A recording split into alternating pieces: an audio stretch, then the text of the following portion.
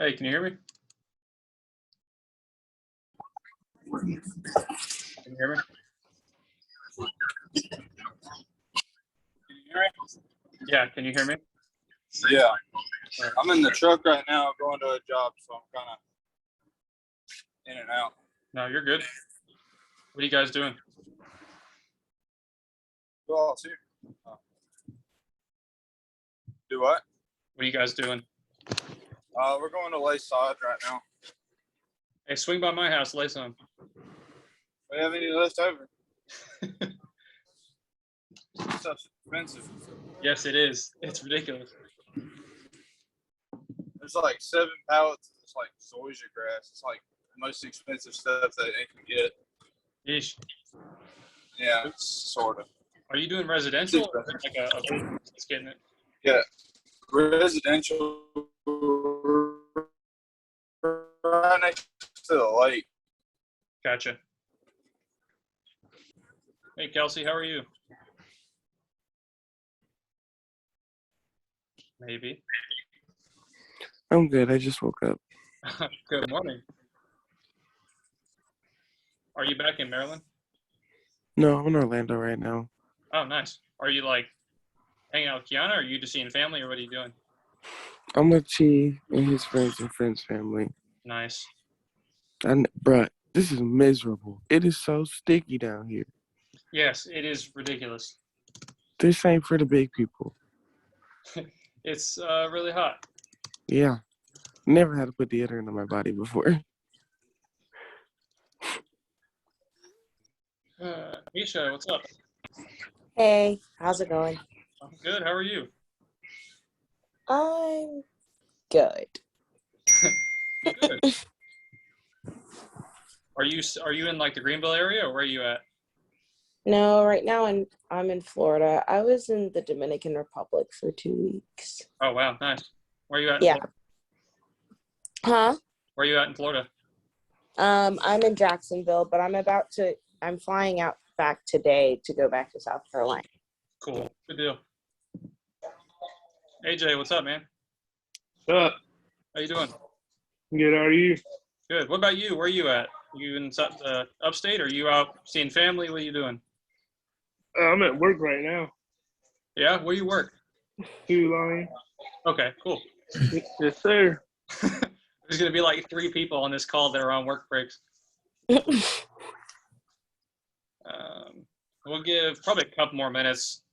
I'm pretty sure that Luke and Calvin are getting on. There might be 1 or 2 more, but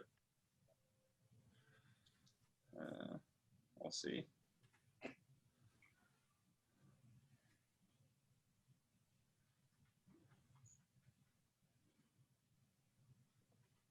While we're waiting, how did that first block of lifting go for you guys? Was there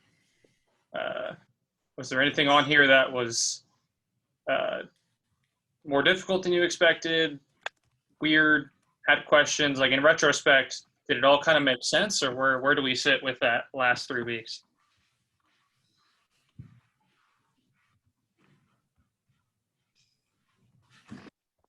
That first day was brutal, but the second day was easy.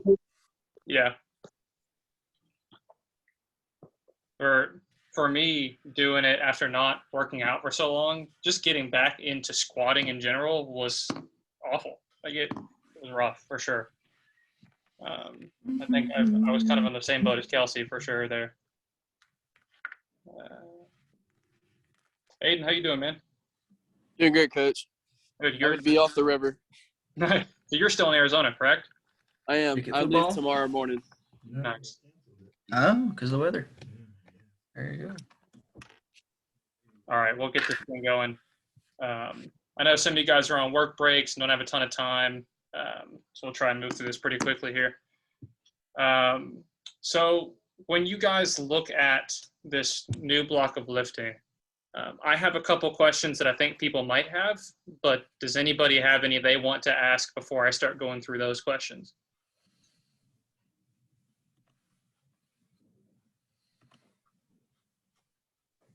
For squats, I mean the reps are confusing. The sets, I mean. Yeah, I got you.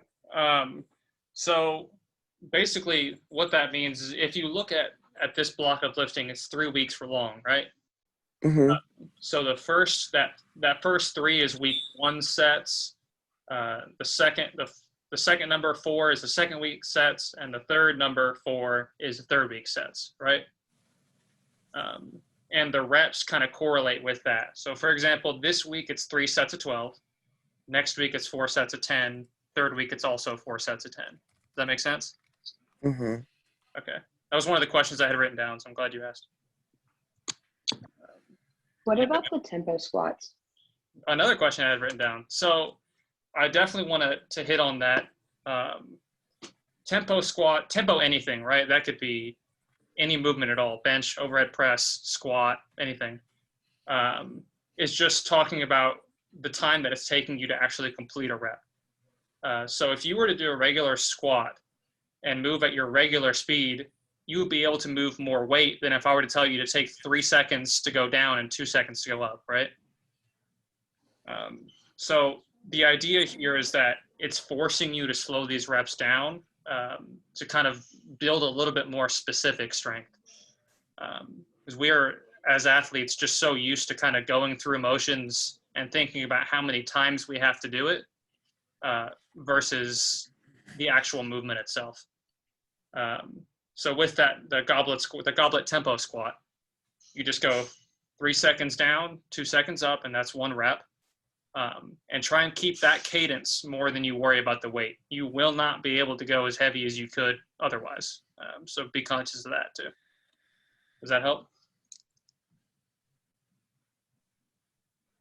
Yeah, it did. Sorry, I couldn't get my mic to turn back on. No, you're good. Any other questions? What's the Pendlay row? Another one I have written down. So the freshmen know what that is because I asked them to send me videos of it. But I actually have a YouTube video link that I'm going to text in our thrower group me. But essentially what it is a barbell bent over row. It's just going to put you in a position where you can't use momentum to make it easier. So it's a difficult row that just builds strength. But I'll send you, it's like a 30-second video and it explains it perfectly. So I'll put it in the group chat when we get off. Hey.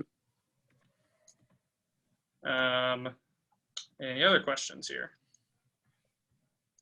The mid ball out and up. I mean, it sounds self-explanatory, but I want to make sure I know what it is. Yep. So I have scoured the internet trying to find a video of this on YouTube. Coach Thiel is actually the person that got me into this core exercise back when I was running, and I love it. I just cannot find it anywhere. He's the only person that I've ever heard of doing it. So what I'll do is I'm actually going to just take a short video of myself doing it, and I'll text it in the group me too. But you're probably right in what you're thinking. I'll just send it to you anyway, okay? Okay, thank you. Any other questions? The last exercise on day 4, the wood chopper. We have done a little bit of that. Do you remember in the weight room when we were doing like the core where you were standing and it was like rotational core, almost like hammer turns? Mm-hmm. It's that. For those who were not in the weight room, I'll send a video too. So that's wood chopper too. Okay. But that's what it is, Kelsey. Mm-hmm.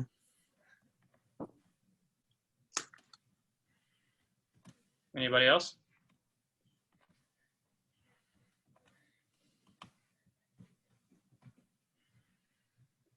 Okay, so I've got a couple more written down here. I just want to make sure we're all on the same page. I realized that I kind of wrote this in my lingo. Already? So I want to make sure we get it here. Does everyone understand what I see. Yeah. SLDB RD, third exercise on day 3? You haven't got any inclination they're going to pull that out of the workload, do you? Isn't it single leg dumbbell RDL? Yes. Well, I mean, you got COVID costs. I mean, you know, like our There we go.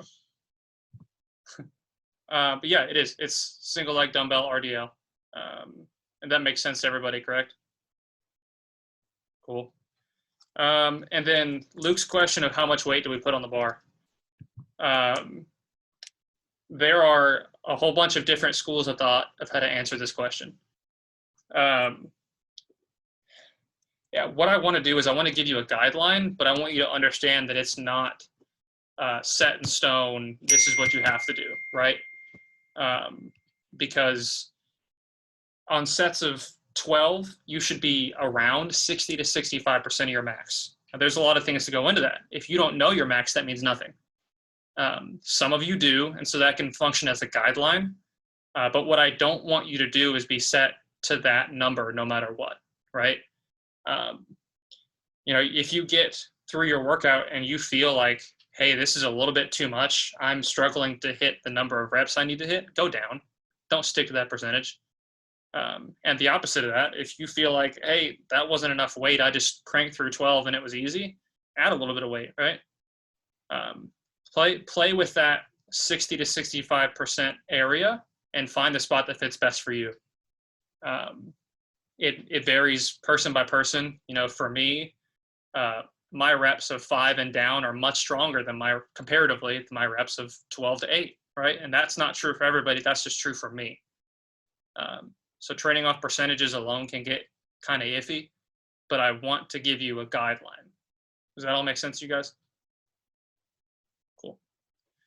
The last thing I had that I wanted to hit on, this is true for the rest of the summer and pretty much always, don't fail reps, right? You'll get to the point, especially later in the summer, where we're at lower reps and you're going to want to go for something. It is a much smarter decision to get something that you're confident that you are going to hit than to push it just a little bit too much, right? However, if you get in a situation where you do fail a rep and it, you know, you just didn't get the number you were supposed to, move on to the next exercise, because your body's going to need a break from that. When you push yourself a little bit too much, it's going to take you longer to recover than if you're just going through as you should. Does that make sense? Cool. Any other questions about anything at all? Rest, exercises, anything? Just curious, how long do you want, if we're throwing the same day that we're lifting, do you have a suggested like period of time in between throws and the lifts, or just go right into it after practice? Are you going to be with Throw One Deep? Yep. Okay, he knows what he's doing. Okay. Coach Judge has got it figured out, right? Yes, sir. So communicate with him for sure. But my suggestion would be you don't want to double back to back, right? If you're able to do one in the morning, one in the afternoon, do it. But also be conscious of the fact that summer is not the time to just be throwing out of your mind, right? Right. Obviously, you have a private coach, and he's very experienced and knows what he's doing, and he's dealt with hundreds of athletes going from the high school to the college level.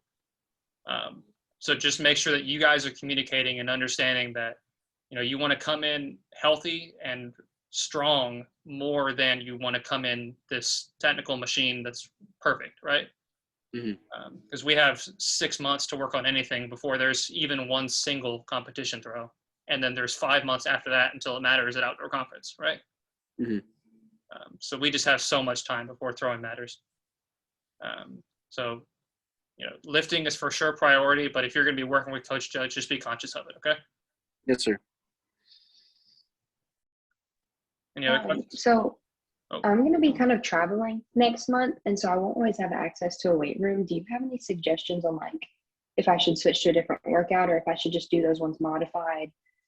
I have lots of suggestions. That's going to be very individualized to where you are. So text me after and let's talk about even just a ballpark of what you have, and we can adjust off of this.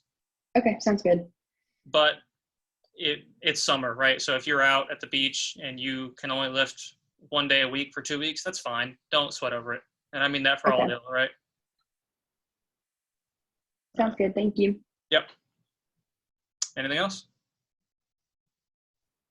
Is this how weights will look during the school year? I know we were talking about y'all putting in another day. Is it going to be 4 days or 3 days of lifts? We started to have that conversation yesterday. We don't have a straight answer to that because we're working around 83 people's class schedules, not just us. But we're talking about 3 days and something like this ish.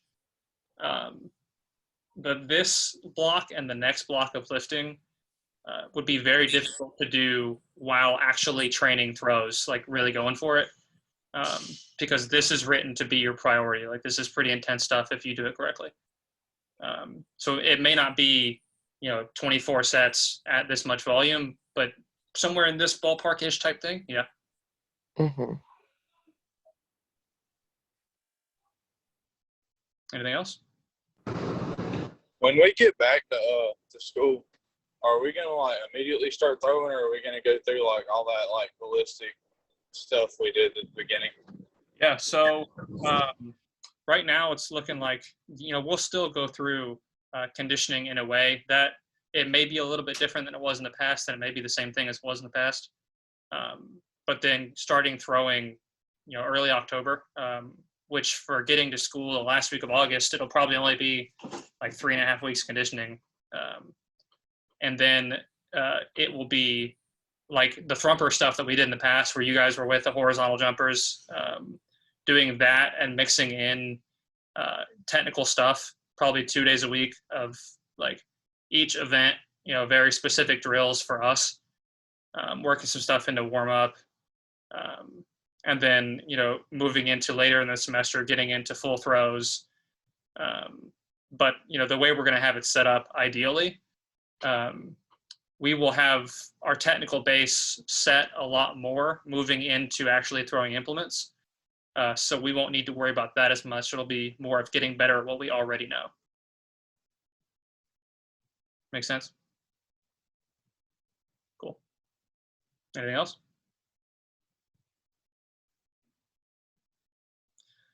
All right, guys. Well, that's all I got. So just text me if you have any questions. Sayla, shoot me a text because I will 100% forget we had this conversation. But that's all I got, guys. So I'll talk to you later, all right? Thanks, All right. Coach. Yep. See you guys. Thanks, Coach. Yep.